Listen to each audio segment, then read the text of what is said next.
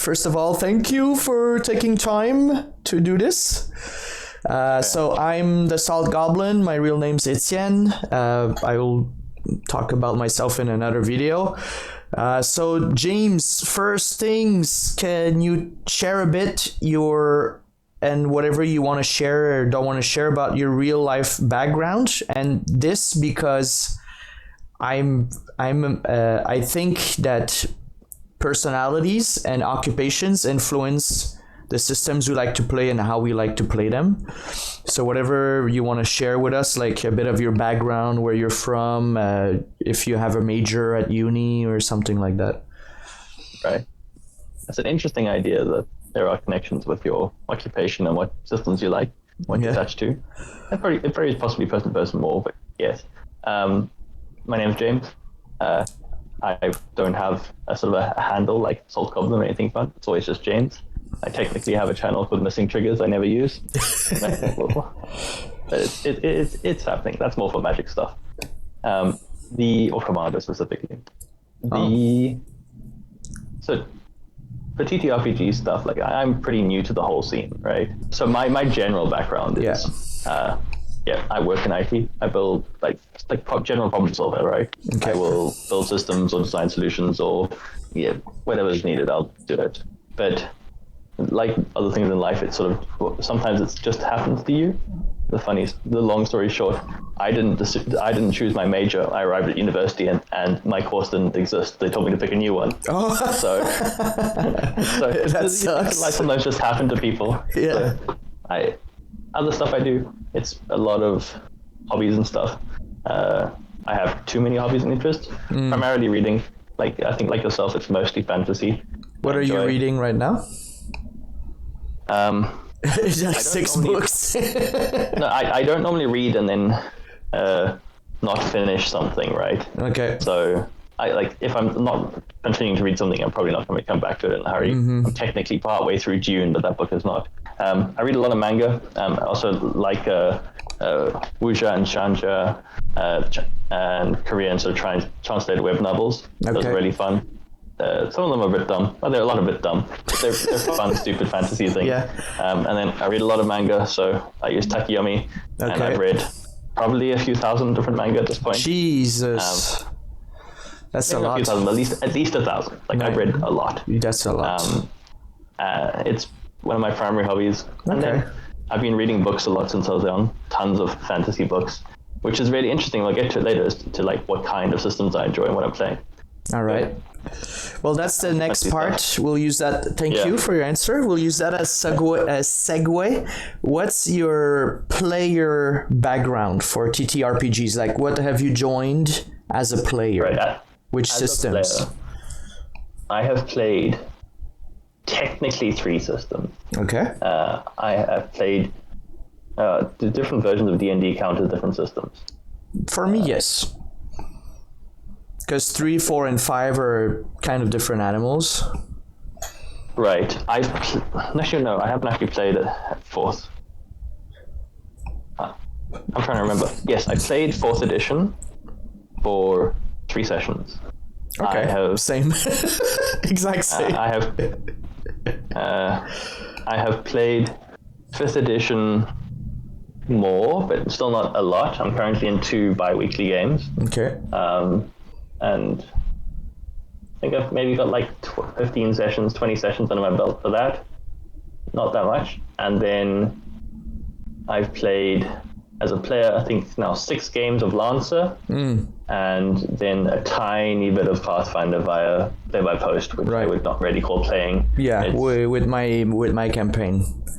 Yeah, which is mostly that hasn't progressed sort of far enough for me to say I've actually felt the system out or got experience from it yet. We did 1 in-game day in like 2 months. Like, it's very slow. And how about your GM background or DM? I like to say GM because it's more. One sort of note on the player side is that those games are 4th edition.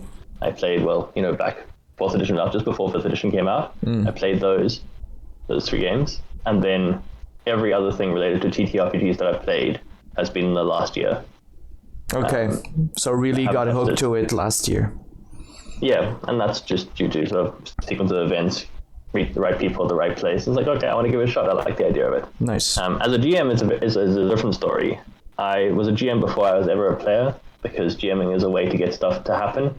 And I find with many things in life, if it requires lots of other people, it's much easier if you're interested in something to just do it. Yeah. So, right? Agreed. And I have friends which I'm convinced would be very good at it. But it requires effort and interest and stuff. So there's a time investment, that a lot of people are not willing to take. It's not just that. The other problem is there is a preconception of how hard it is, right? Which is both accurate and inaccurate, but it is daunting to people. Yeah. Right. Like. Yeah. I have friends who are just like, oh no, I couldn't do that, or that's too much work, or that. It's like, it's really not that much work. No, it's not that much work depending on how you approach it and depending on the friend I'm talking about. So some of my friends, like improv and making things up, they could do that pretty well. Mm-hmm. And there are methods you can help to make prep easier. Yeah. Like, we'll get into that also. 100%. But like as a GM, like I was saying, I ran a 4th edition, like one shot about 13, 14 years ago. Mm-hmm. About 13 years ago, in like early university, right? And I was just with a bunch of friends across the country at the time. Just wanted to try it out.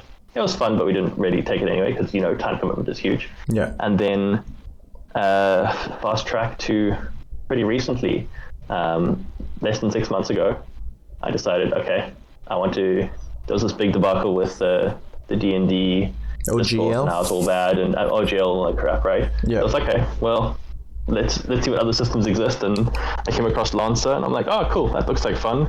And I was just like in the headspace of, I'm gonna make this work. So I printed everything, and I did everything I needed to get it prepped, and I bought all the tools, and I had it all set up. And then I was like, all right, yes, the most important part is getting your friends together to actually do it. Yeah. And that's not as easy. It's the first boss of TTRPGs. I should have sort of cooled down a little on that, right? So it's a bit of it. So I got friends together. We played like a little like session 0, right? Just getting a little bit familiar with the system. And then most of them are just like, oh, I don't really have the time.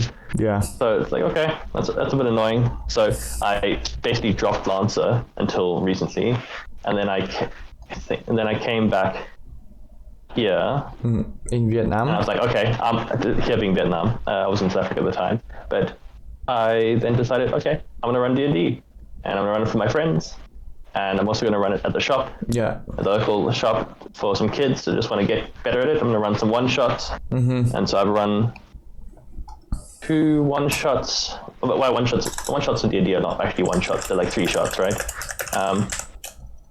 So 2 small adventures. I ran the Dragon of Icefire Peak twice now.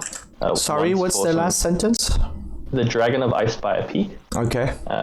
Which is the Essentials kit, which you can buy. It's very good, but it's pretty good. Is that the card that becomes a sword in Magic? The Gathering? There's a white dragon that if you kill it, it becomes an artifact. Yes. Is it that guy? I think it's ice. I think it is. It's Icing Death, right? I'm trying to remember now. Yeah, I'll Google it after.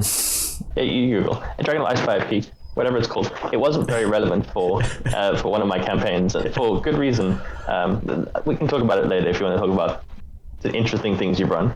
But I ran that twice, and then I sort of had some fun with it. And then I learned that, okay, I think the most fun I can have is taking existing things and using it as a foundation to then customize it to fit my players and what we want to do. And it's a good, stepping stone, and not just, it doesn't have to be word for word. It's good when you're learning. Yeah. But then it's nice to customize. Yeah, that's one tip I like to give people who are afraid of DMing, GMing, and the effort and time and talent they think in their head, because there's a sort of mythology around being the GM if you're not part of the scene, and you're the DM, you wear a cape and you take care of, you're like a computer, and it's like, you can reuse the things you've already done in other games that worked, and then you'll have a totally different experience with another group and B, that group doesn't know that you're recycling, so you shouldn't feel 100%. bad. Yeah, and modules, and I've never ran modules because I'm just bad at following and memorizing, but that's one thing. I've reused a few things, a few quests. I was trying to design a quest that I wanted to put on like drive-through as a test of like publishing my own stuff. So I made a quest with like a village and a storyline and NPCs, and I ran it through 4 groups so far, and only one finished it. It's a 2-session thing, but the other people were all like newbies. It was their first time, and they didn't really know what to do. So they lost interest. Like some people are used to like being on rails from video games, and this is what I hear a lot. Like, oh, I don't know what to do. It's too broad. But the others that had some experience enjoyed it. So now you're playing into 5e campaigns, and you're running a Lancer campaign, right? Campaign, just game session. No, more than that. So I am into 5e games. I am running a Lancer campaign. I'm running a DnD campaign, and I do Lancer one-shots and West Marches style stuff that I'm a player in. So that's an extremely big amount for what. Well, so like, I mean, speaking of hyperfixation, like I went very hard on learning. Yeah. I've watched, I would several hundred hours worth of content at this point on YouTube and other things, just learning and trying to like absorb things. And so I have a lot of sort of, maybe not very well grounded, but I have a lot of perspectives on what I think is like the good stuff to be following and the bad stuff, right? Right. And like what's relevant stuff like for beginners, and they're like, just because as a beginner, I was like, well, where do I start? What do I need to know? And so I go look at all these places for interesting things. So what would be, sorry to cut you off, what would be the one YouTube channel you would recommend for beginners? Oh, we have a follower. Sorry, I got a Rakanisshu in my ears. Wixie, thank you for the follow. Oh, pow, pow, pow, pow, pow. You're gonna do a dab. Yeah. So what YouTube? Where are you from? I'm French Canadian, and James is from the internets, the cyber web. Yes, I'm from South Africa. South Africa. Are you on the Twitch as well at the same time? Sick. I'm multitasking. Nice. So yeah, what would be? I'll put all the links in the description of the video when we're done. So if you want to share your before I forget, your missing triggers, and for YouTube for beginners, if you could suggest one channel for beginners. Oh, you're talking as a player or as a GM? Yes. Which one? They're different. I love to say that, and people hate it. Just say yes when you have 2 options. One for both? Okay, so the DM one's easy. It's Sly Flourish, and it's not even close. He's incredibly good. I'll pop the link in chat. But Sly Flourish is... He wrote a very, very well-regarded book, which is basically the replacement for the Dungeon Master's Guide, right? Wow, okay. It's called Return of the Lazy Dungeon Master. It's about 40, 50-page book, and it's just 8 steps and explained on this is how you prep your session. That's awesome. And the primary takeaway, which I didn't know and I didn't sort of think about, and it's the most important part, is to focus on just your next session, the one that's happening right now. It's all very well and good planning 45,000 steps in advance. Yeah. None of that matters. The player's going to make choices, right? Plan for right now. Plan things that are cool for them to do right now. Yeah. Get them hooked, get them engaged, keep them wanting to play. It's all about the immediacy. Yeah. Because you have time before your next session to plan that one, right? I strongly agree with that. And the other point is something that haven't liked when I was a player, and it's when the DM has already decided where the story goes. So no matter what I do as a player has no consequences, because we're gonna go where you want to go, and like there's on the rails, but there's predetermined outcomes that I find totally take me out of the game. Sometimes the story is really cool and I'm engaged, and I want to solve it. Like if there's a mystery or something like that, of course I'm gonna go and look for the footprints to follow. Yeah. But like one time, one of my friends tried DMing, and he showed me his plan for our campaign. He made like what's the thing that was very popular like 6 years ago? Oh. The mind map. He made a mind map, and we had to find like 10 magic stones. It was before the Infinity Stones, but we haven't even heard about stones. And he's like, this stone is there, this stone is there, this stone is there. And it was like, I was like, we're never gonna do that. We're never gonna get that far. One, two, what if like the characters, the players take it completely somewhere else? So if the DM has this idea set in stone that the players end up don't wanting to do, the DM's frustrated. If the players don't really want to go in that direction, they're gonna be frustrated. Yeah. And there's also a thing that they call player maturity, where some players just want to go against the DM, which I find fucking annoying because DMs spend time to design the world and like, you know, prep, spend their personal time. But yeah. So what you said, what you read about the immediacy is I think that's the best that I would say to new people also. Like, don't plan 6 sessions. Now what I do for my campaigns, my 2 or 3 first sessions, they're sandbox. I got better at improv.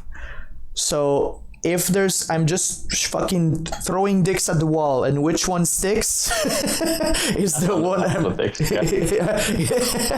the one that the players like. It's the one that I'm gonna follow in the end. Yeah, it's really interesting. I mean, his channel, Sly Flourish's channel, Mike Shea, I think is his name. He covers all of those things, like what to do with your first sessions, all that stuff, and very good tips. And I've been following that sort of structure, like session prepping, for the last like 10 or 15 like sessions I've run. And it's my prep time, even with VTT stuff, is about an hour and a half to an hour, which is very good if you consider that VTT stuff and setting up Foundry and maps and tokens and all that is the majority of my time. Right. And it's not the best turnover, like, you know, an hour and a half prep for a 3-hour game, but when I started, it was 3 hours of prep and more. Yeah, right? Just absolutely. Because I was having to learn the tools and get the setup and be like, okay, where do I want to go? I need to read all this stuff. It used to be 2-to-1 for me, and then 1-to-1. Like 2 hours of prep for 1 hour of play, because I would design a bunch of NPCs, a bunch of random tables just for walking in the street, roll a d20, what could happen. But now with the internet, you can just Google that, you'll find a million that other people that are very passionate made for you. Some are very funny, some are very awful.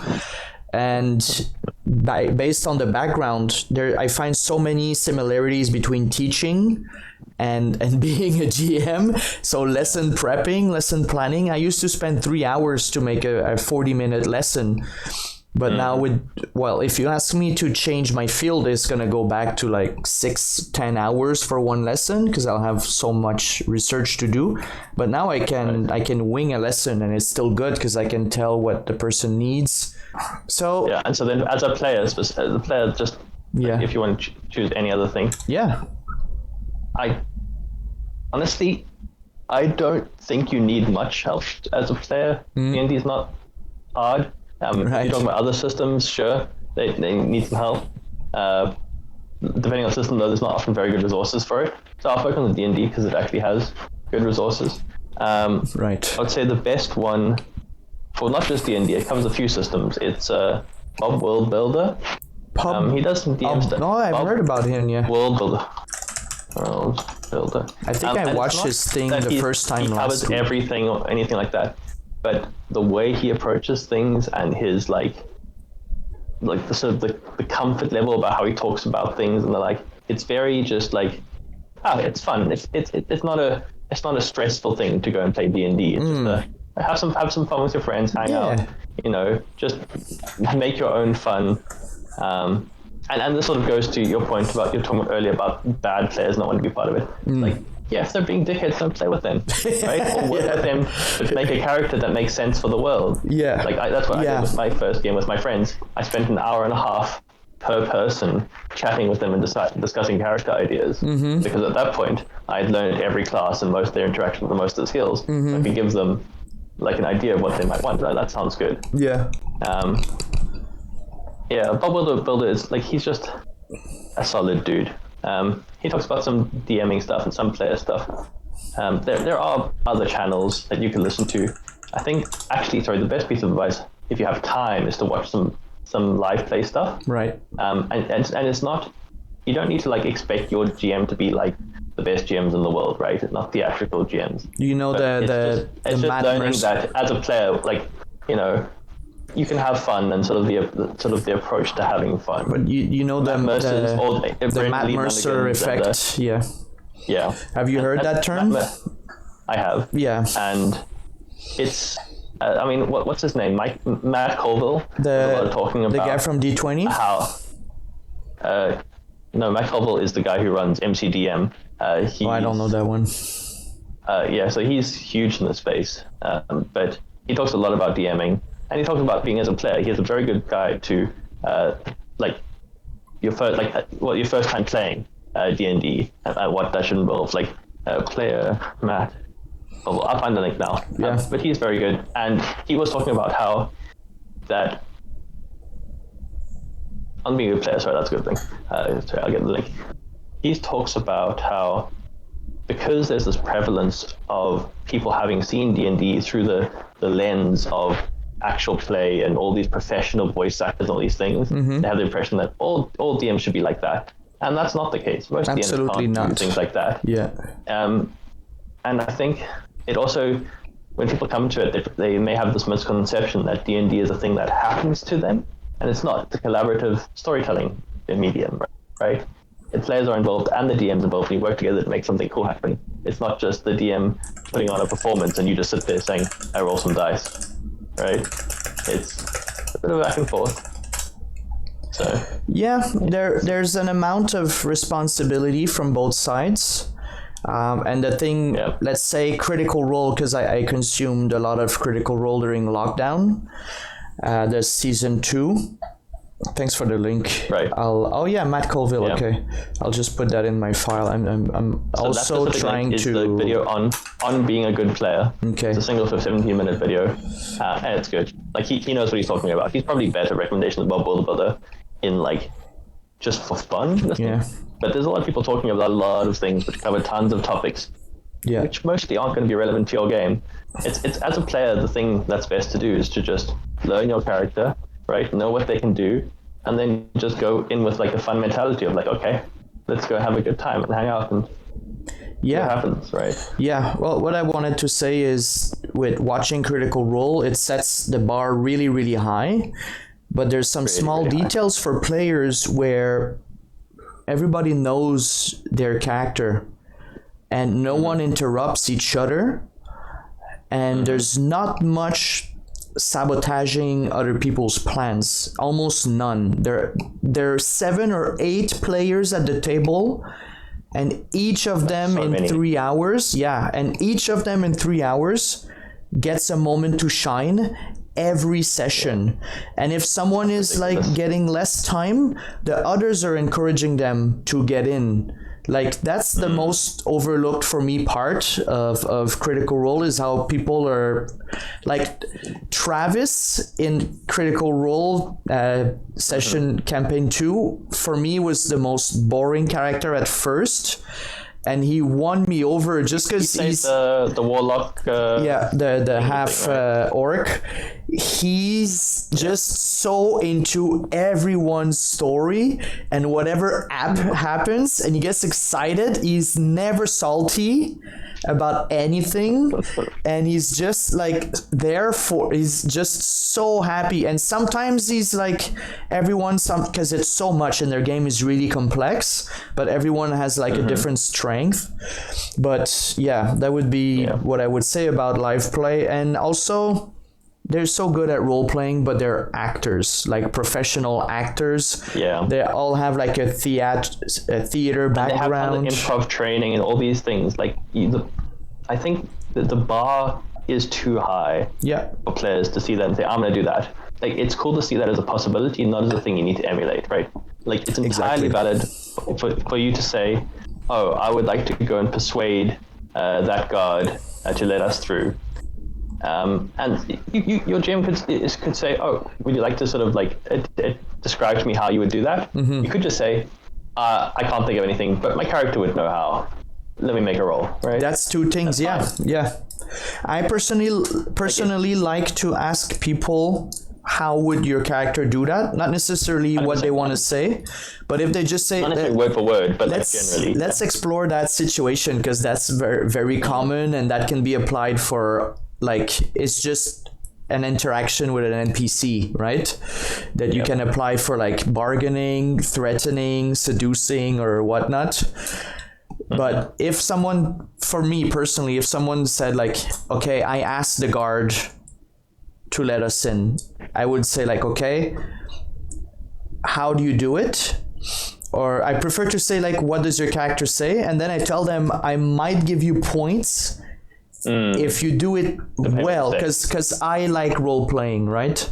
But if someone is not comfortable, I'll be like, okay, how would he do that? Like, would she or he play with their curls, flex the muscles, be like body language, like, oh, sorry, da da da da. But it's also a good point, because even the stupidest or worst idea you come up with on how to do these situations, it's just comical, right? Like, it doesn't have to be some like perfect, like, oh, I have this mastercrafted plan on how to convince someone. You could come with the shittest idea, and the GM says, make a roll, and it turns out it works, right? Yeah. It's hilarious. It's like, please let us through. I will give you my half-dead chicken. I don't know. Like, you could like offer him something worthless, and if you roll high enough, we're like, well, you've got them through the gate. Or, he loves half-dead chickens. Half-dead chickens. Like, he has a chicken rescue like building like enterprise like side gig, and he's like, I'm good. Like, you know, when they find half dead dogs in like India, and things being half dead is just his thing, right? It's their passion. So like you can have a lot of fun with not being good at something, and I think that's also the other part, right? We come from video games, a lot of people, right, where winning and success is the only outcome that we want, right? Yeah. We look at Baldur's Gate 3. I'm guilty of it. I want every check to be successful so I can see more and understand more and get more out of it. But it doesn't necessarily make for the best outcome, right? I saw a guy it's still an outcome on YouTube. I think his channel is called Skill Up, and he was playing Baldur's Gate 3, and he was save scumming at first, and then he said, and then I stopped, because the story still goes, it just goes a different way if you fail. That's why, like, my DM and his friends all have a D20 tattooed. I have a D1 because I love fumbling. Like, it's the funniest shit for me. I used to make it like a heavy consequence. Now I just try to go for like you know, like the classic, you're shooting a bow, oh, you hit your friend. But instead I made it now like a comical relief, or just a bit of a complication, like your rope snaps, because I heard somebody say it's not fair to penalize the other person. That was, but you're standing in front of someone shooting arrows. It's a numbers thing. It's also a numeric thing, right? So in these systems, a lot of the times the characters who roll the most dice are the martial classes, because they have multiple attacks. Yeah. And spellcasters, the enemies roll the dice, right? Right. So their martial classes are much more likely to hit in that one, and much more likely to hit in that 20, right? Because it happens more often. Right. So I don't like casters because of people. That. Yeah, casters are notoriously overpowered in D&D, and they're much more balanced than Pathfinder. I have my issues with Pathfinder, don't get me wrong. I'm probably never going to GM it for certain groups of people, because I think it is ludicrously impenetrable for new players. Absolutely. Like, it's just, that's my problem with it too. It's so shit as a new player experience, and I'm very good at systems and picking them up. Like it's like one of the only things I'm actually good at in this space, right? It's just learning systems, and it's too crunchy. I picked it up pretty fast, but the crunchiness I like, but that's irrelevant because I'm going to be a GM for players, and I'm like, well, shit. Right. Yeah, exactly. I also really like, I run Pathfinder 2 because I really enjoy it, but after like thinking about it for 3-4 years, and this is like the sensitive part when you're putting this online, like what do you think about D&D and Pathfinder? There's all the drama that get clicks is from that. Disclaimer, everything depends on which people you're playing. Some things are great for certain people, others for other people, right? Yeah, well, exactly. And that's why with people's backgrounds too, or personalities, because I fucking hate math. I can't do coding.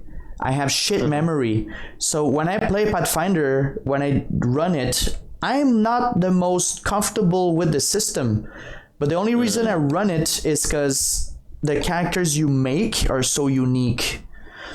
And I'm surprised you don't play D&D then, because you can. I play D&D because my friends all run D&D. I have a game in 2 days. It's like 7 a.m. for us, but my friend from home, he's got a really fun campaign, and I enjoy my characters a lot.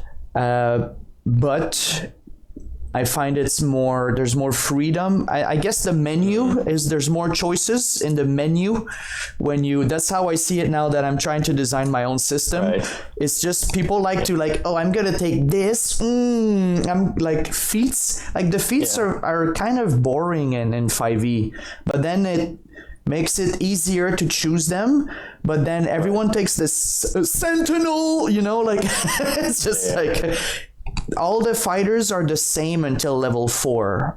Like, I mean, there's so many problems there. Like, I mean, D&D has huge problems, right? You have so few feats. The feats aren't that interesting. So when you do have the chance to take it, you take the most powerful options because you only have a few to pick. Not the most fun. Flavor. Like, genuinely, there's a few things that wizards need to do.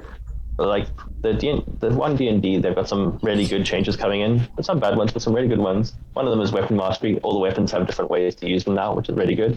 But they're also including a free feat at level 1. What they actually need to do is they need to take their feats list, separate it into 2 lists. One of them is like minor feats, one's called major feats. And you can pick a free minor feat. Didn't they used to do that?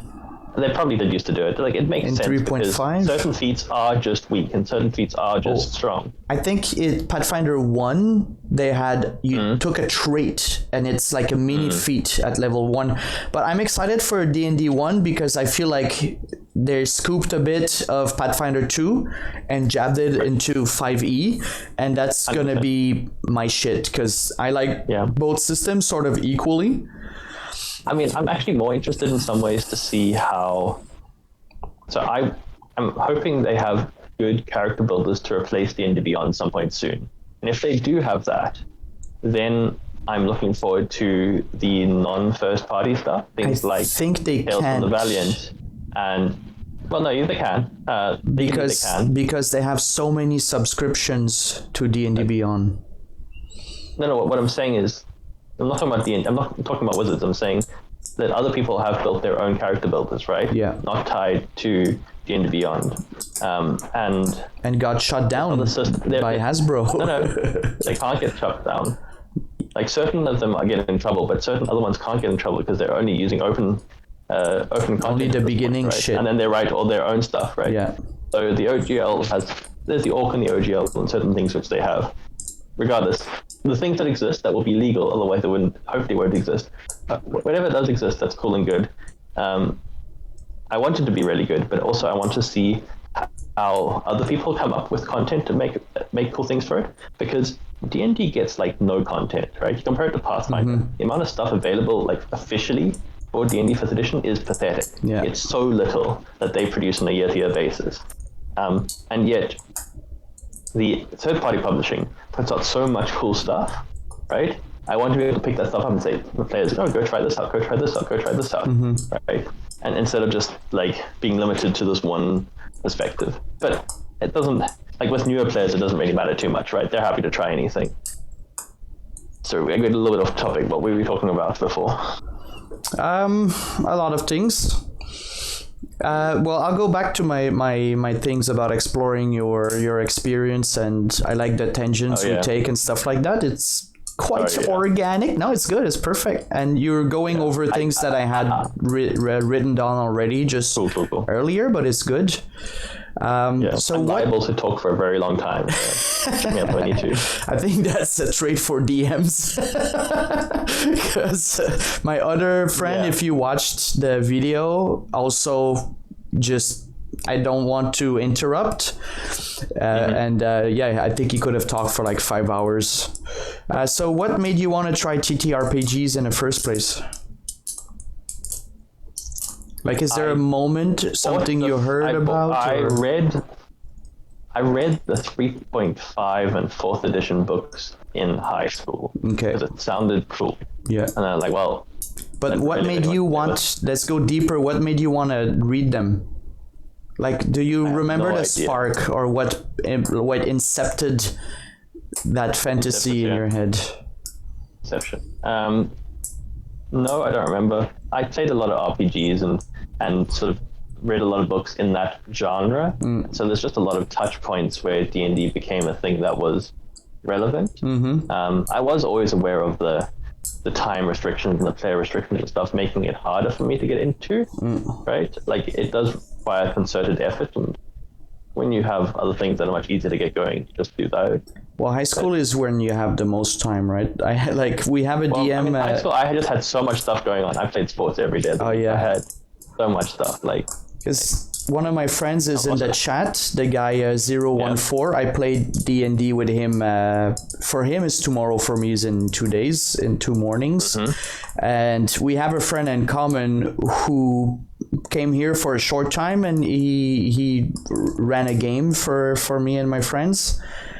And what was I gonna say?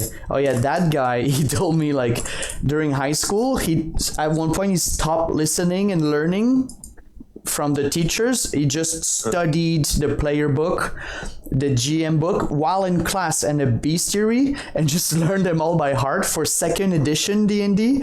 So he knew like all the stats for every weapon, all the HP for every monster. Just became his obsession.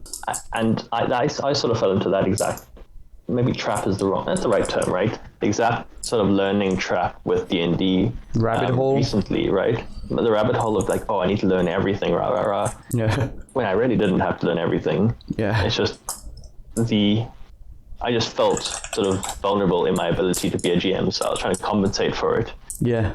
By learning, right? And so I that's a nice way to compensate. It is, but it's also like, it means I can do certain things which will help as a GM, but I'm still bad at other areas, right? Like, I'm not very good at improv because I've never practiced it very much, so I'm slowly learning it as I do it, right? I can't just read that up. I can build any character in the game pretty well now, right? Yeah. Because I've listened to... You're very mechanically many oriented. Hours. Yeah, so I know the mechanics, I know what's strong and what's not strong, and what are the cool options and all that stuff, because I've just listened to a lot of content around it, or read a lot of stuff about it. Like, I read some optimization stuff, I read some sort of like fun things, and it's an interesting gap to fill, but I don't know. It's not very helpful for actually running the game. I found it's good for like setting a game up and helping players make the characters. But actually running the game doesn't really matter. I guess the only area it does matter is like, because I'm familiar with the game and its ins and outs, I can more easily look at characters sheet and say, oh, okay, let me help you. You can do this, this, and this as a player. And this also goes to, I don't like the idea that just because my player forgets something, it doesn't mean the characters forgot something, right? Like, I don't like the idea of like, my player's having a hard time, and the GM's like, I'm not going to help them. It's like, yeah, your character's not an idiot, right? Yeah. Like, if you make an idiot, then it is an idiot, right? But like, this is 6 intelligence. Well, that's an interesting point, and it's also, again, depending on the situation, because my new players, I like to help them a lot. My favorite thing with Pathfinder 2 is the recall knowledge roll that you can just use for everything. But I've run games where I was telling people so much of what their characters were remembering, because as a DM I have a notebook and I write down what I come up with, because I'll forget it, because it's 80% improv, my games. But then they stopped trying to remember. They were relying too much on me, and I found that it lowered their experience. That's fair. Like I've sort of told my players to start taking notes. Yeah. And that helps, right?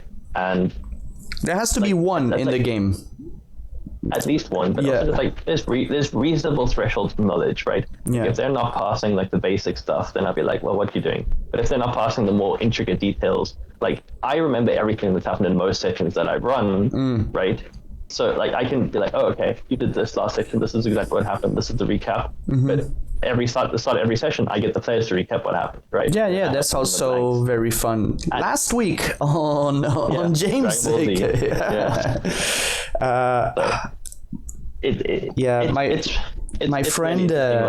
My friend Matt, who's in the chat, he says also why puzzles are shit. Yeah, no, it's not fun. Shit. I don't run puzzles ever. But my friend Matt, who's in the chat, he says that's the hardest part, is remembering everything. And in our current campaign, I thought I was going to have to be the guy to do that, even if I rolled a sort of idiot who's technically 2 weeks old, because is a plasmoid that just woke up amnesiac. But we have a friend who... I'm going to try to move the chat real quick, or just hide the text because people can't read, I think. Sorry. Yeah, there you go. No worries. But... I mean, but now we have a thing about remembering the laws. I don't remember. Like I build on top of lore a lot. Yeah. I don't remember it very well. So I do prep. A lot of my prep is like, oh right, this is what is meant to happen. This is the law. Because I haven't studied the world that much, but I love building upon that. Yeah. Because it's kind of like a collaborative work, right? It's like I don't have to invent everything myself. I take your stuff and then I add my own pieces on top of it, right? And it's like, well, here's this rich world that exists that you can play in. Like my players are currently just entering Waterdeep. Yeah. I have so much stuff to learn and prep for that. Yeah. Because it all exists. And I have this amazing high-res map with every street laid out, the entire city. And they're not going to go everywhere. But it's cool that it exists for them to see, and it feels more immersive, right? Like, absolutely. That's the thing that exists. Especially when they're like, where's the blacksmith? And you're like, oh. And then you tell them the address. And then if they want, they can role play going there. But current campaign, what I wanted to say is... I thought I was going to have to keep track of a lot of things, because our current GM, his worlds are amazing. And he told me he's been prepping for a story for a year, like going back to, following the rails and like rewarding the DM for their effort. But I didn't want to be the note taker, but I started. But then we have a friend who just wants to fuck with NPCs and exploit the world. And they are remembering everything. And at this point, I was like, yes, thank you. And I embraced my guy. My guy is Goku. He's just like, what? Yeah. Are we fighting soon? And I didn't want to be that dickhead at first, but now that's my role in the party. Like, start shit. And, I'm invested in the lore, but... I cannot remember, and it's liberating. Like, I already have just a bad memory in life, and I'm happy. It's such a relief that I don't have to. And our GM is really good at... We have a small Discord, and like there's like 12 gods that are in fighting, and we're involved in that. Like... We're like part of something bigger. My games are more like low fantasy, street level, I realized, and his are like high fantasy. The universe is in danger. What's our part in it? But he put all the gods in the Discord with their personalities and their goals from what we learned. So when we were playing in person, my friends were like on the Discord and like, maybe it's this god likes hunting, and then this god's already like, this god, the sister of the other thing, but hates them, and that was really fun. And that's cool. I struggled with that, like that sort of which part? The part of making interesting characters that are recurring, but not like overwhelmingly present, if that makes sense. And it's interesting because you can make characters and then players can sometimes just not be interested in them, right? Well, and we have mature players that were like, okay, that's what we're doing. We're getting into the little minecart, like the Donkey Kong minecart. We're going for a ride. Like that too, yeah. Because we found, it started and we found like a temple underground with some weird red rock, and then there was like a living rock, a living statue that was talking to us, and then this NPC wizard was like, just like, oh, I know what that is, but I'm busy, come meet me there.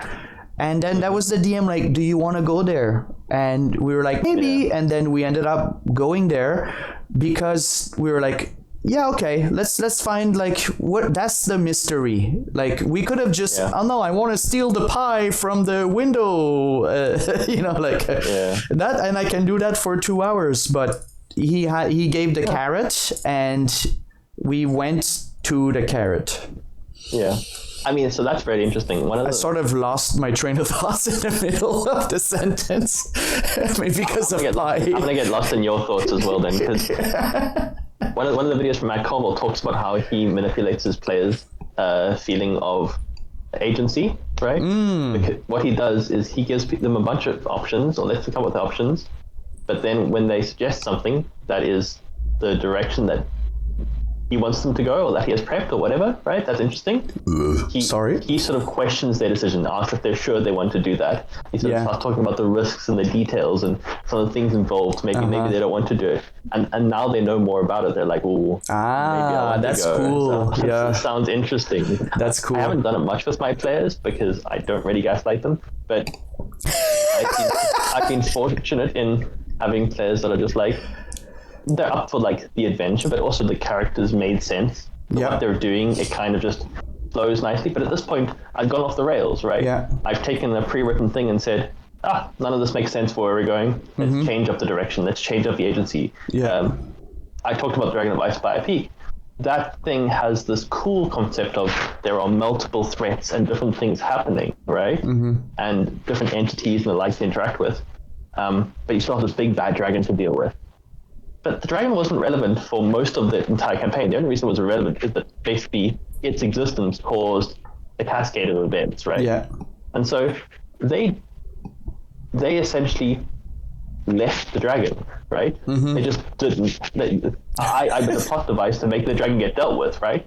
But I had a solution to that idea. But the dragon just wasn't their focus. They were more focused on the orcs who had coming and like raiding villages and destroying things. That's a more immediate threat, and they could handle that. And then the cult of Palos that was involved with that, and all these like pieces that felt more relevant to the world that they've experienced, and not just like this existential threat that's just there, right? Yeah. And I guess this is from a low fantasy, high fantasy, and like I did that too in the past, and it ended up backfiring because my players got frustrated at not being able to finish what they thought was the main quest. So the story was they all except one rolled halflings, and I gave them all like a dog to ride, and I was a paladin. And the story started with, because I had just finished reading some Dragonlance, the magic broke in the world. And there was almost no more magic. But there were going to be new gods, like the Paladin, he was getting new powers, but he was just a straight up shitty fighter for like 3 sessions. Now that I think about it, I would never do that again because it's just not fair for them to like lose half of their character. And then they were sent, the halflings, to the capital of the human kingdom to... Yo, what's going on? Go ask the humans what are you doing about it. But I told them the road is long and it's like weeks of travel. And on the way, they found a fort. There was a goblin army attacking. And instead of accepting the mission to go assassinate the goblin king, because I gave them... The fort gave them items to help them. And one of the players was like, oh, we got the items already. We're leaving. They ditched. And then consequence was that the whole time on the road, they had the goblin army at their back who totally overcame the human defenses. and I gave them like side quests that they could do, and they had like an empty map that I knew what was there sort of, and they were filling out as they go. That's I do that for every campaign now. But after a while they were like, when are we gonna get to that fucking city? And then the campaign just stopped because they were so sick of, because they felt like they didn't amount to anything. I mean, this sort of goes to the whole, like that goes to the point that from Sly Flourish, Mike Shea says focus on the next session, because it's all good and well having a grand finale long way in the future, but you kind of want to have like really cool beats along the way, and if you set up the only relevant thing to be at the end, then it feels kind of like, well, what are we doing in between? Just leveling up? Yeah. Like, but they were finding. But this is not a problem unique to what you did. Like this happens in a lot of D&D adventures. Yeah. A lot of the stuff before the finale does feel less pertinent. Well, also I feel like this could. I don't know if it's for DMs or for players, because they were getting magic items, they were getting lore, they were getting allies and enemies. But actually I'm saying all of them, but it was mostly one guy who expressed his frustration and then just didn't return, and the other two were like, oh, we're not gonna play and we're gonna take a break. But yeah, maybe they were too focused on, like they got obsessed with, because I had a vision of them just arriving like grizzled halflings arriving at the king's court, like all decked out, and they were not nobodies when they got there. Yeah, that's cool. But we never got to that.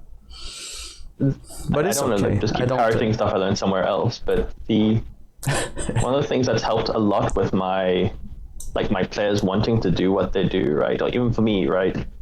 If the actions I take or the things that I encounter are relevant to my character's backstory or who my character is, I'm far more interested, or my players are far more interested in pursuing that line, right? Like if they feel like they are becoming more immersed in the world, or it is relevant to them, then it's like really cool and good, right? Absolutely. Whereas that's like the best carrot on the stick. It's a really good carrot. Whereas I've made the mistake in like just having loot only works for certain players, right? Where I feel like stuff relevant to your character works for most players. Like you spend a bunch of time making this character, playing this character. Anything which says, "Hey, that's for you," is really cool. Like even the idea which came up, I was watching a video about it yesterday or the day before. It's the idea of lightning rods in combat, creating combat encounters with enemies specifically designed to weak against certain of your players, allowing them to shine. Now that's quite hard to do, but once you learn your characters and learn your players, it probably becomes easier. Like you got a character that's good at AoE fireball stuff. Make a bunch of really weak guys that they can just one shot. Yes. Right? You got some bosses that are a bit vulnerable to sort of crowd control. Make a big scary boss. You got some guys that do huge single target damage. Make a big tanky guy that doesn't do huge scary damage. Yeah. Like you got some interesting options in how you allow your players to shine. And it's also there's a lot of analyzing. And this is also like a bit of a parallel with teaching, and not everyone's good at that. It's just, I don't know where it comes from, but yeah, recognizing what your players like. Like if you have a min-maxer, he'll want the +1 dagger. If you have someone who handed like an essay for their backstory, they'll want to find their mom again, you know? Like my carrot for the current campaign, because we basically accepted that we're gonna have a revolving door of cast because of scheduling, and sometimes the DM DMs for 1, sometimes for 5, and so when I said he threw us the NPC, there was a wizard who's like, I have to go to that school, meet me if you want to learn more. My character doesn't know where he's from, and he heard that school could help him. So that was my carrot, and I was sort of the de facto leader in that campaign, because the other guy was just there for stabby times, and then that's how we ended up there. Like the next session, the player joined and like, okay, where are we? And we're like, oh, we're in Strixhaven now because I needed to go to the school where they have a huge library and I need to research a bit on that. Yeah. I mean, you're mentioning just a stabby player, right? I really struggle with some of my players where some players enjoy certain things and other players enjoy other different things, right? And I didn't initially appreciate that the things I thought which were great for all players weren't necessarily for all players, right? Yeah. Like I had a player who's just like maybe more passive in their approach. They're happy to just watch things happen, and then just be a force to be reckoned with in combat, right? That's a stabby guy. Every now and again, but they're like, and I think it even goes to like the character they built, right? It wasn't the most detailed backstory. They just wanted the big crossbows. I'm like, okay, that sounds fun, but it is a thing that I'm probably gonna have to wean out of some of my players and just like train them to be like, okay, you need to care a bit more about your characters, and there needs to be a bit more reason for you to exist other than just shoot things. Like that backfired on me before. They just quit instead. Because they felt like I wouldn't force them to change their backstory or anything.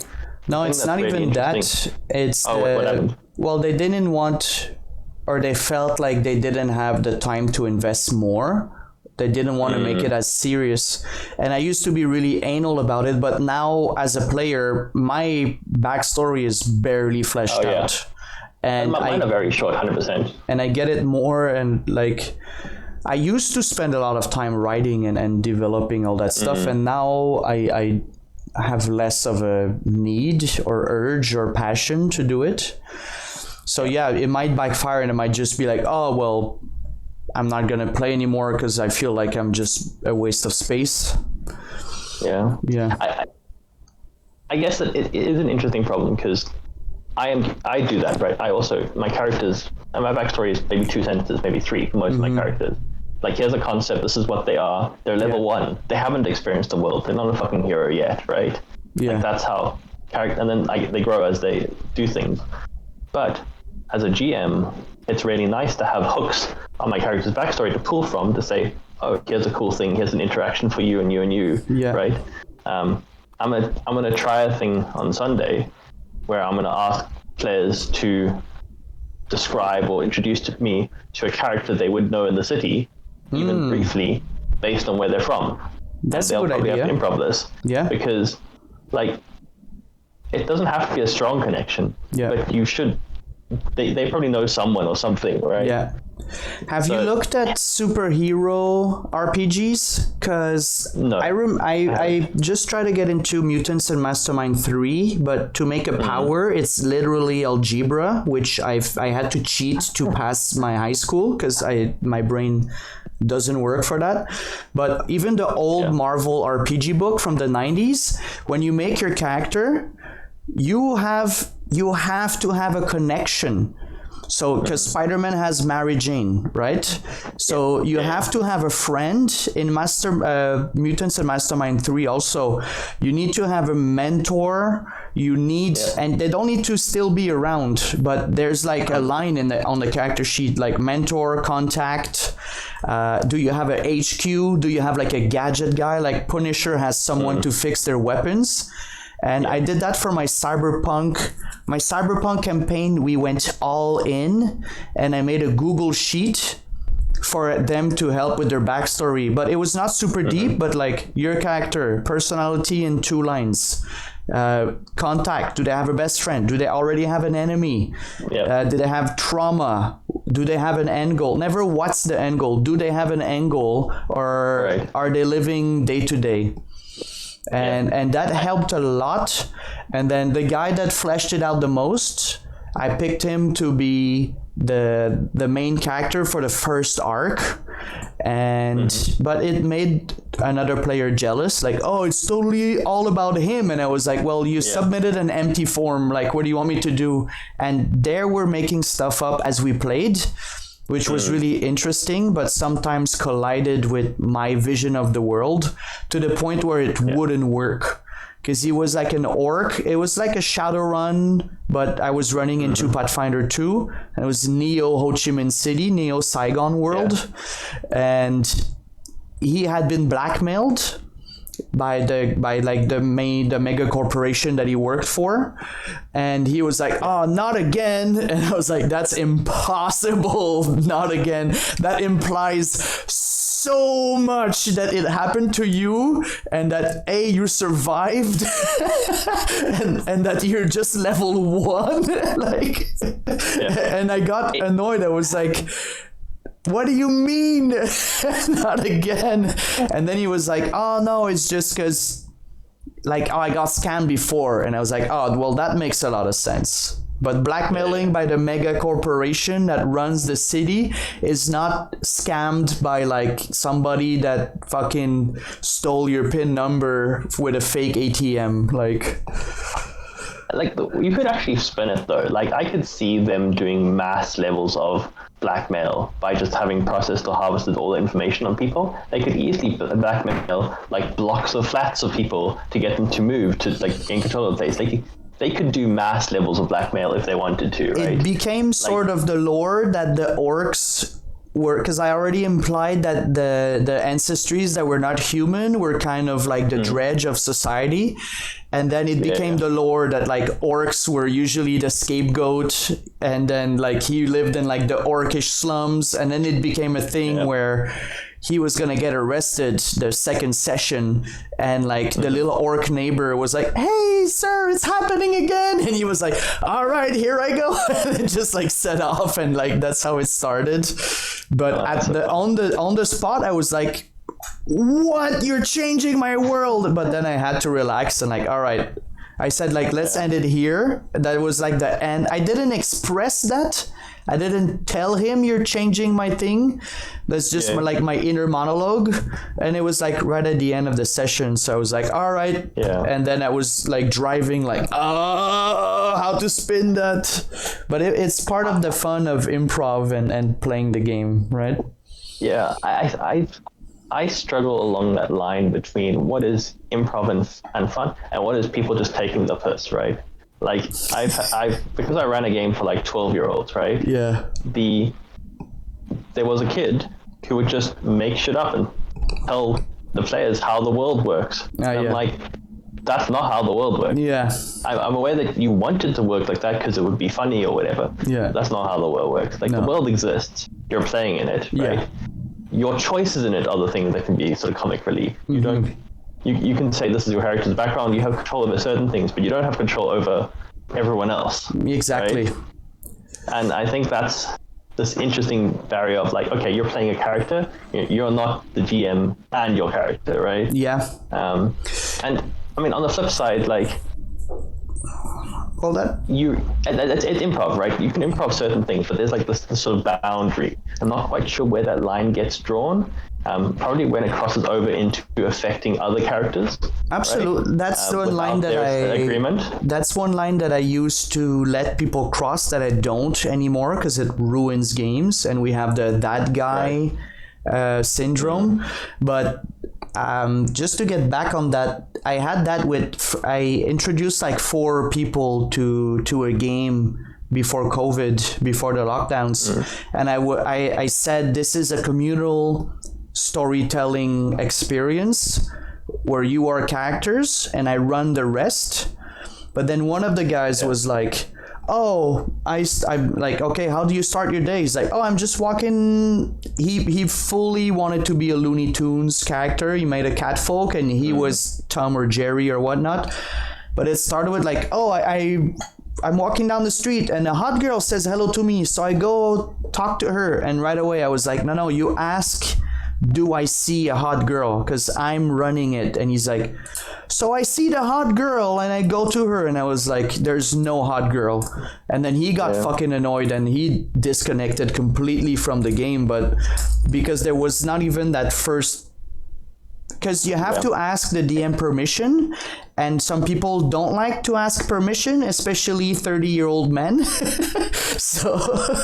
so he was like, he never wanted to ask. Like, he was always like, I take my mallet and I hit the guy and he falls on the floor. And I was like, okay, well, roll your dice to see if you hit. And he was like, I take my mallet, and he was laughing the whole time. He was like, and I hit the guy, and I was like, roll your d20.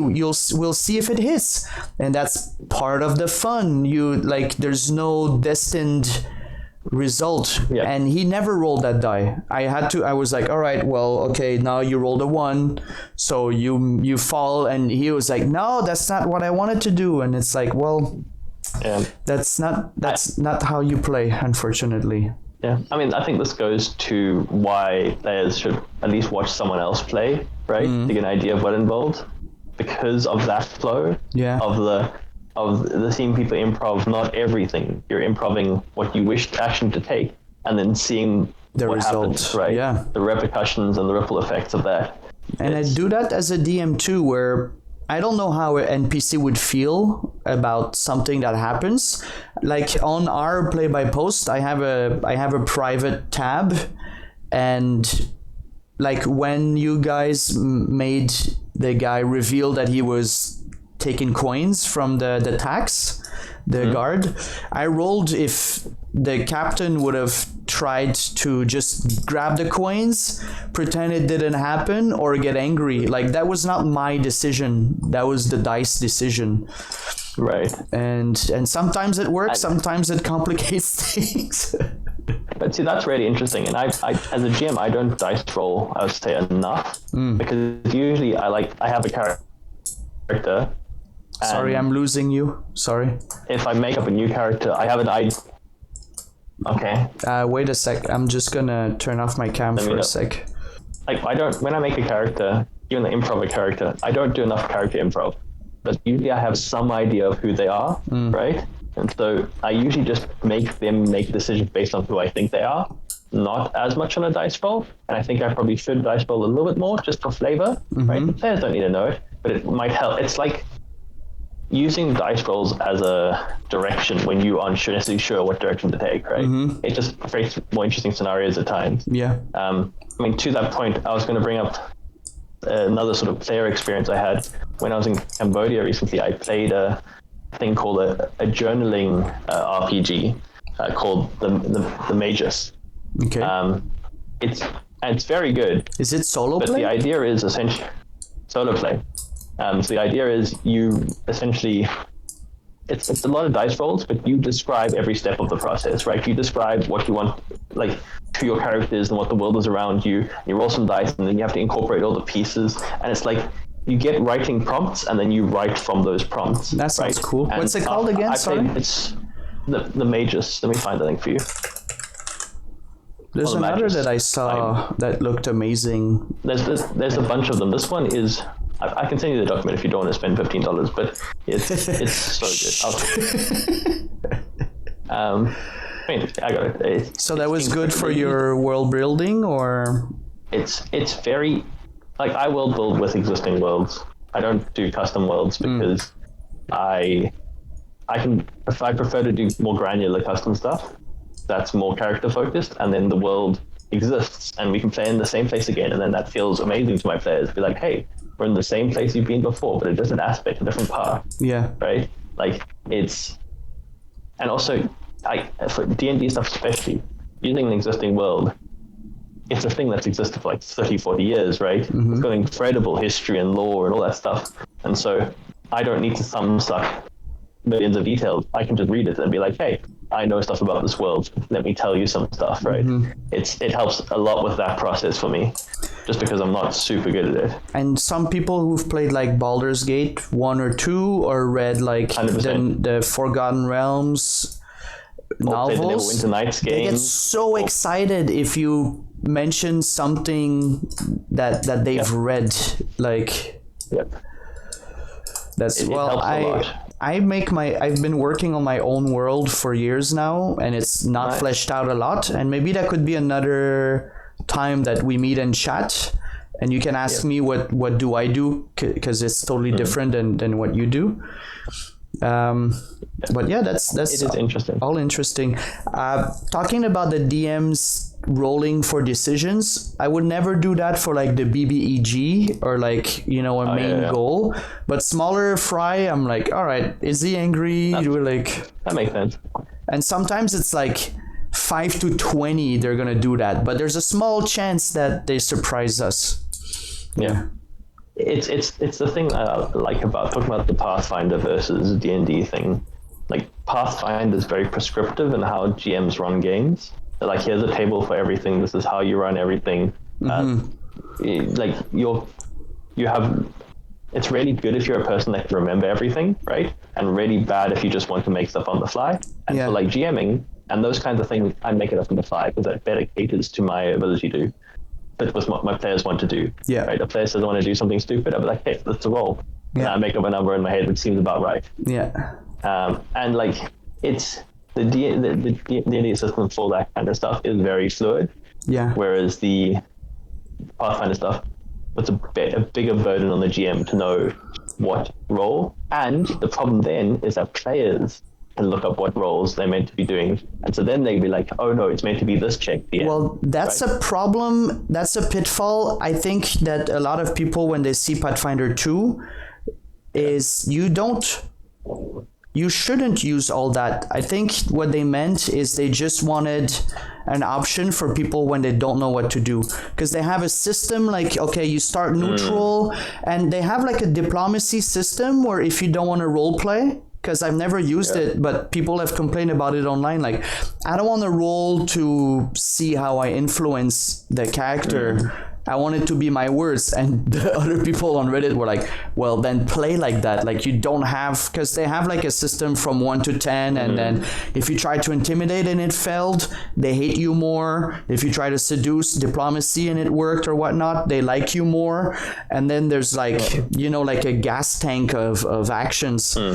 But I've never used that because I don't like that. And the problem with Pathfinder 2 is that they thought of almost everything and they've put it in a rule, they put it as a rule. And that's hard because once it's a rule, people think it is the rule, right?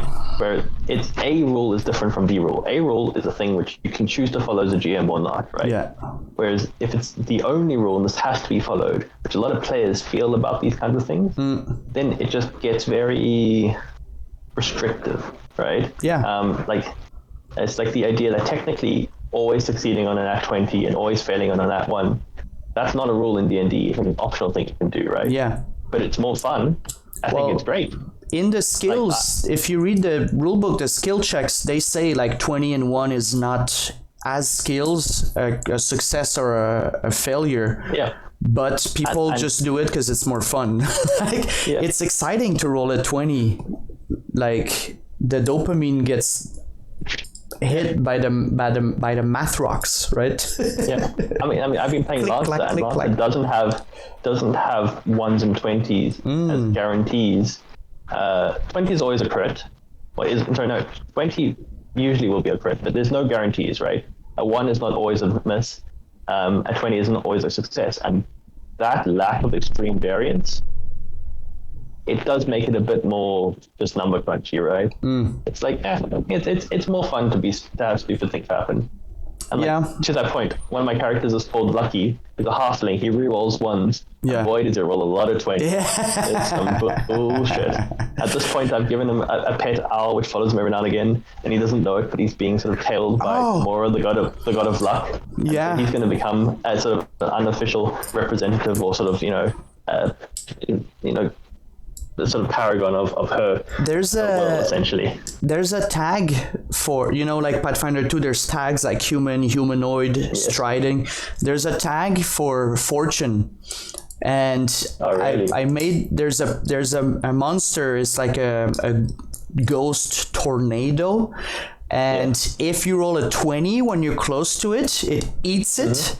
And use it later, so it affects your luck when you're around it. It's so cool, and it's totally to fuck with your players. That's so good. Yeah.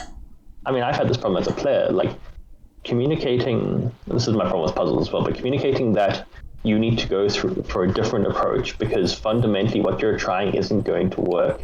It's a hard pill to swallow. Like, I was actually getting pissed off with one of my GMs because they sort of insisted that none of the methods I was coming up with would work, right?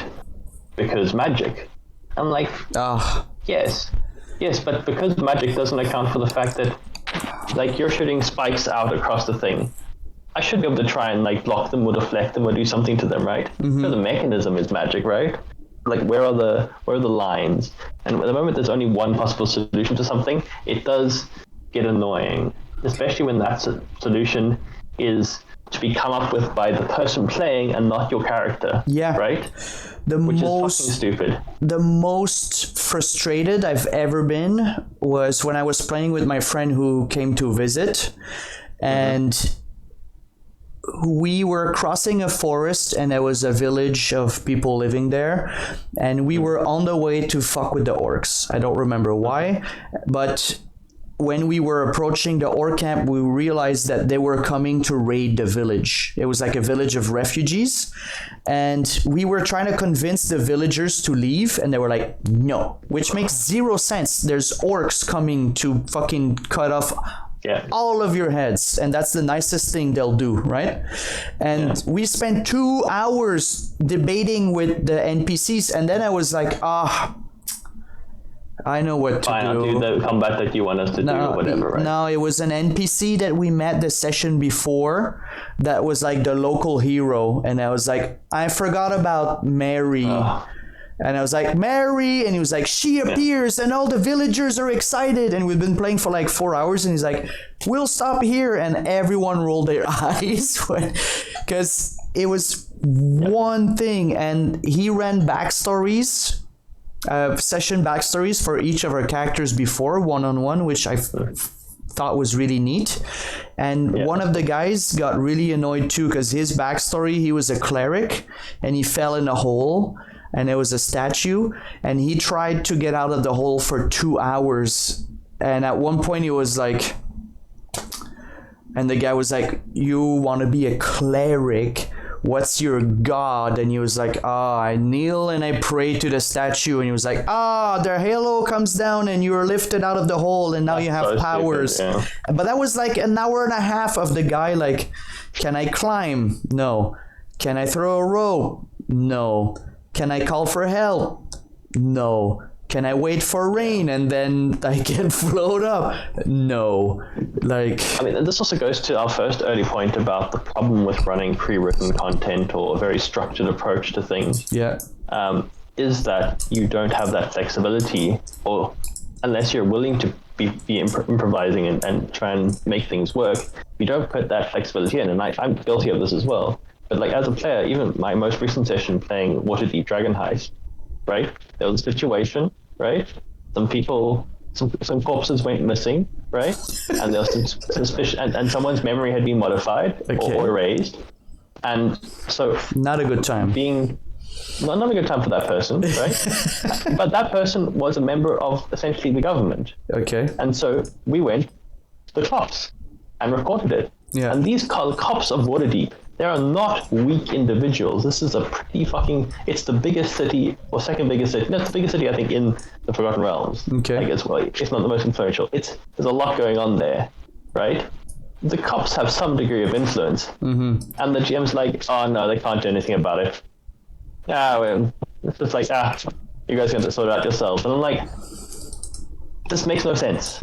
You have this entire city full of adventurers and other shit happening, and these people are useless. Yeah. And I'm like, I would have, like, if you explained it that they were just too lazy or they didn't feel like it, I get that, right? Yeah, or but they're just corrupt. Saying, they they can't. Or they're corrupt. Like, there's so many reasons you can come up with which make sense. Yeah. But just the excuse that the character's like, sorry, you can't help. And I'm just like, it breaks my immersion, right? And it's like, none of this makes sense. Almost the same thing happened to a game that I was playing with that Vinod was DMing. Have you met Vinod at Geeky? Yeah, nice guy, good guy. Yeah, it was a really fun game. I was playing with Martin and Vinod's wife. And maybe he was pulling from that, or I don't know, from that adventure that you said. But essentially, we tried to report it too, but he took us to a clerk that was like, not my department, and we're like, where can we go? And me being used to Vietnamese bureaucracy, I was already like, this is useless, like nothing. And then I tried to bribe her, and then she got, and he made me roll, and I fucked it up, and then she got angry, and I like that because I was like, okay, there's a wall, but I'm gonna play with the wall. I'm gonna push all the bricks, and maybe if I rolled a 20, she would have accepted, and even if there was nothing on the module, I felt like he was willing to play with that and go around with that. Great. Yeah, and that was I cool. took that as a little less, like when you play, you watch how the others GM and you're like, okay, I'm never gonna do that. Oh, I'm gonna steal that. Oh, this is what I do now. Like, yeah, and so this is really interesting for me because my GM that I play with mostly is a guy called Kevin, and I think the thing he really likes is like tactical combat, which I can respect. But you're talking tactical combat in one of the least good tactical combat systems that exist. So it's flawed, right? Yeah. And so it also means a lot of situations which you could probably resolve in other ways, he kind of wants you to resolve to fight, like combat thing. And I'm like, it's also the old school dungeon crawly like mentality, and I don't really vibe with any of that in how I play. Yeah, like it's just I will find the stupid way to get around stuff. Like some of my characters are big dumb idiots that are happy to die. Yeah. Right. Other characters of mine, they don't want to die. Yeah. Why would they do that shit? Yeah. Right? This actually goes back to the puzzles thing. Like he puts puzzles in because sure, puzzles could exist in this world, that makes some sense, but puzzles just don't work very well for DnD. The other problem is I have a character who's not very smart. Why would I be able to solve the puzzle? Yeah. Like, I'm a dumbass.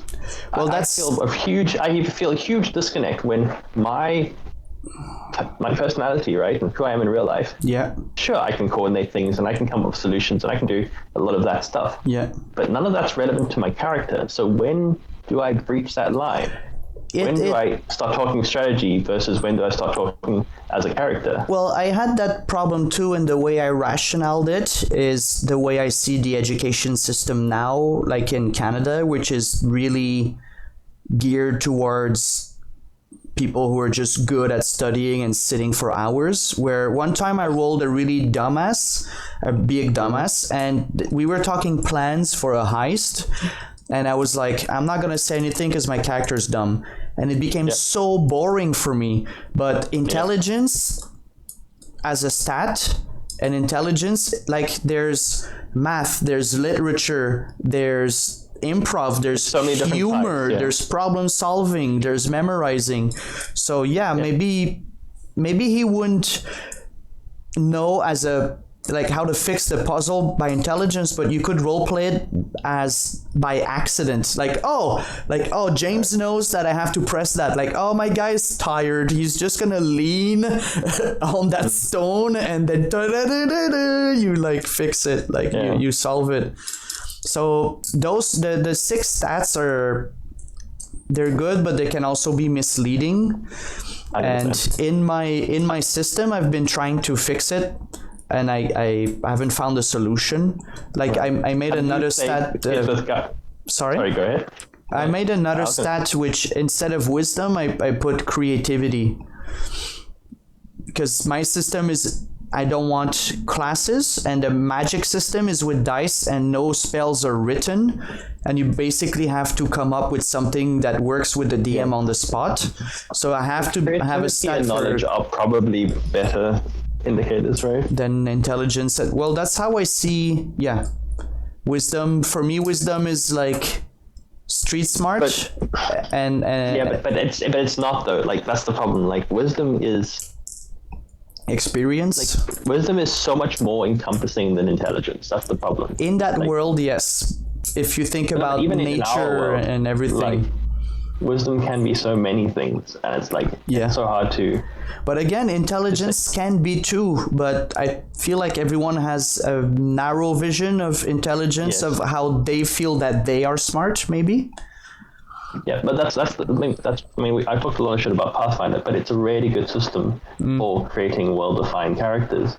And some of that is the knowledge system, specific fields of knowledge, right? Yeah. Specific areas of focus. Basket weaving.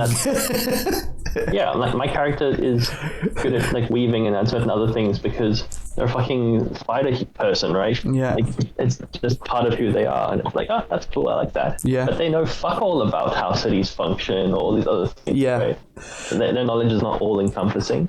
I made a one shot where I had rolled people's characters already because it was for a birthday for my first DM, and we didn't have a lot of time, and just making characters is like a week and a half in Pathfinder 2. And one guy was a halfling cook, like chef, and his axe was just like a cutting knife, but for him like it was an axe because it's a halfling using like a chef's knife. Like, right, that's hilarious. Yeah, and he had the cooking lore, and he played with it a lot because the story was that they're immigrating to another place, and he was like, okay, I'm gonna go try the street food. Yeah, do I find any new ingredients? And like he was totally like Anthony Bourdain, I realized. Yep. And I was like, oh yeah, there's 2 vegetables you've never seen before. And the player was like, sick. Yeah. And I was just drawing from my backpacking experience, right? Where I never had bok choy before I came to Asia, right? And now when I go to Canada, I see bok choy, or I maybe didn't know what it was before. But yeah, that lore aspect of Pathfinder, like you said, for communal world building, and it gives a bit of responsibility for the teachers to the players to build the world as well. Yeah. Like, what the fuck was the lore?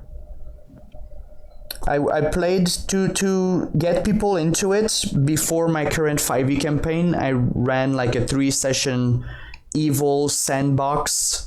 Everyone was a goblin or an orc, and one guy took mushroom lore, and then it became like magic mushrooms, and that was an experience. And we had a table, like we made up 10 mushrooms by the end of session 3, like poison, fucking reality bending, and things like that. That's cool. Yeah. I mean, so one of the things to that point, one of the things I just sent you now, it's for a Kickstarter that's currently happening. On Messenger? On WhatsApp, called Obajima Tales from the Tall Grass. But where did you send it to me? On Discord? On WhatsApp. Okay, I never checked my WhatsApp. I'll check after. You can open WhatsApp on your computer, but the Obajima Tales from the Tall Grass is essentially a 5e campaign setting inspired by Studio Ghibli. My friend just backed the book, my DM, so we're gonna play that when it comes out. I'm so excited. Hell yeah, I'm very excited for this. I need to buy it still. I'll already buy when I get paid. One of the things they do add is 130 plus crafting ingredients and 180 different potions. Yes. And that's fun, right? Yeah. It's like more details for certain players to get involved in. Yeah. And this is what I was talking about earlier about how I want to be able to explore these systems and stuff like with a good tool that is like D&D Beyond. But this won't work with D&D Beyond, right? So you have to do everything manually, and it's a pain. Yeah. And it's really fun. There's Battle Zoo, I think, that made harvesting parts from monsters for your players. But Battle Zoo's for Pathfinder, right? No, they're for both. They're like really, they awesome. Don't have a specific system. I should look into that. Yeah, it's literally my first session I ran for my friends, right? For D&D, my one player, he decided I want to try and eat the thing I killed, right? Yeah. I think they fought a manticore and they wanted to eat it. Actually, no, you're dead. It's poisonous. You die. I mean, so I can roll for like dangerous things, but they fought a mimic, right? They killed the mimic and they wanted to try to eat the mimic. I rolled to see if they could eat it and how they succeeded. So I came up with some interesting ideas, and they're like, okay, well, I want to find spices and various things in my foods, and I sort of drew from my sort of Chinese novels inspirations. I was like, okay, you eat unusual animals, you have a chance to find monster cores, which are essentially like things that like extra powers. Mm-hmm. Powers are the things. Yo, that's cool. Yeah. So he now has a once per day recast of this guy's self. Because he ate the mimic. That's sick. That's sick. It's Highlander. Yeah, they ate a basilisk, and now he has either stone skin or turn to stone once per day. There's he has thunder step. Another player has dragon wing. There's some fun stuff there. Yeah, it's a little bit overpowered, but that's it's really fun. cool. It's not even the strongest thing they can do, but I mean, it's the same idea of just like characters who just want to interact with the world in ways that isn't necessarily accounted for, and you come up with things, and it's fun. Like, I'm currently playing a bugbear rogue monk, right? Who's like an urchin. Okay. He's an urchin, and his nickname is Cook because he just wants to be a chef. Mm-hmm. And so now the players have taken ownership of this old tavern. I think it's like a tavern, right, or like inn. Yeah. It's called Troll Skull Manor. It's been refurbished, and it has like a ghost bartender, and I run the kitchen, right? And it's like, well, it's my kitchen, and there's stuff happening around me, and I'll join for party adventures. But I mostly care about my kitchen. Yeah. And it's like, I want to get my new produce. Yeah. There was a big explosion on the street outside. Me and one of the other characters, we both sort of like peek over and we watch things happen. We don't give a shit what's going on outside. We're going to look after our little shop. Yeah. And we're going to go back to the kitchen. And we sort of got everyone to come inside the place and said, come sit down, have a drink. And I started giving out food and drinks. I've always wanted to play or run a game like that where it's business management. And I did that with one player where he didn't know what to do with all the gold, and he was the only constant player in the campaign. I don't know if I told you this, but he started a mercenary guild, and every new player is a new hire in his guild, and that character is in my world now. Like, it exists. And speaking of the cooks, like in Pathfinder, when we were playing the sandbox game in Pathfinder 2, my friend made a goblin that had iron gut, which you just digest everything and you have poison resistance. But he took that character and he brought it to our D&D campaign, but he makes callbacks. Like that one-shot sandbox became his backstory, which I found very endearing. I was like, he remembers, and he still tries to eat everything. And he also now he runs the student cafe kitchen at Strixhaven. Hell yeah! And like the evil charismatic sorceress is the waitress, and she tries to like gather info like that. And my plasmoid is a druid, so he's in the botanist club, and he's trying to grow weed and shit like that. Hell yeah! Because I went back I really want to run Strixhaven with my friends. Yeah. I don't know how good I'll be at running it, but I like the setting idea, and I know they like Harry Potter and that kind of stuff. So it's not for everyone though, because the first time that we ended up there, I was like, I made a guy for adventuring. And now I have to take notes of my classrooms. Like, I was not into it at all at first. Yeah, session 0 is very important for those kinds of things, right? Like, I mean, another big player to make characters which make sense for what you're going to be doing, right? Yeah. We were instructed for this campaign in Waterdeep. You're not making good people. Make some people with some questionable background, right? You're a part of a thieves guild of some variety. Yeah. You're here to make money and not like the methods maybe a bit dodgy, right? You guys can decide how it works. You can still be good people, but you're willing to get your hands a bit dirty, right? Yeah. Like, we're not going lawful good fucking paladins here. Yeah. There's gonna be a bit of gray going on. During lockdown, we were playing a thieves guild campaign. And I'm like, I made the only rogue. I was like, guys, it's Thieves Guild. We need a rogue. I think I made it while we were playing because I realized no one was a rogue. Like, I was like, guys, we have a barbarian, a druid, and a fighter. We need a rogue or a wizard or somebody trickery. Like, I see, that's really interesting to me because I don't agree that you need to have them. Have you played Skyrim? And no, absolutely we don't need it, but like thematically it's very funny when you don't. like my enemies, they can't tell their secrets. It was very stealthy. How we killed everyone.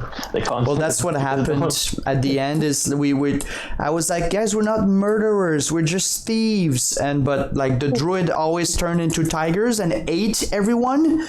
And I was like, you're a cannibal, bro. Like you're not a tiger. You're someone in tiger form. You're eating people.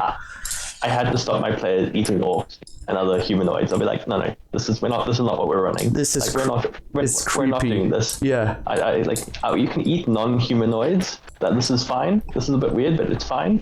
But I'm not going down the path of you fucking robbing drays and eating things. Like, because the next step is they're gonna serve cooked up people at their restaurant, like to unsuspecting clients. Yeah. What's the barber guy? The Sweeney Todd.